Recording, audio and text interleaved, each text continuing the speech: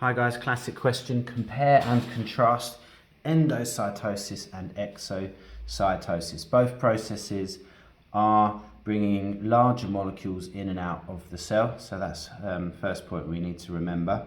And in this question, it asks us to compare and contrast, and it does want us to actually draw on the similarities and differences. So let's look out for those.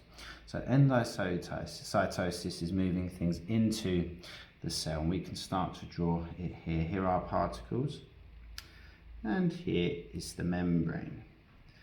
And the membrane starts to open up a little bit, and our particles begin to move in.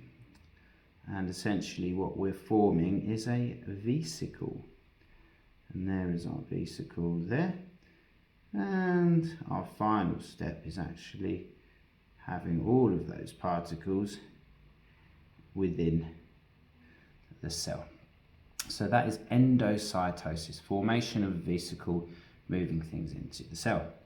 Exocytosis is basically the opposite way around. So you have your vesicle already formed with the particles that you want to get rid of. Let's put that out of the cell, and our vesicle starts to fuse with the membrane, and what we get is something like this.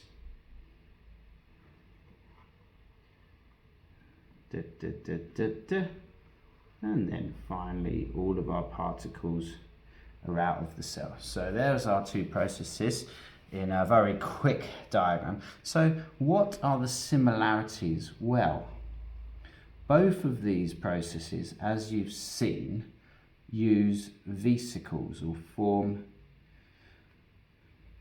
vesicles, or actually get rid of vesicles in this case here. They also both use energy, and we can talk about that in the form of ATP. So those are the similarities. You could add that we're talking about large particles. Can't cross the membrane through other means. What are the differences? Well, in endocytosis we have the formation of a vesicle. Formation of a vesicle.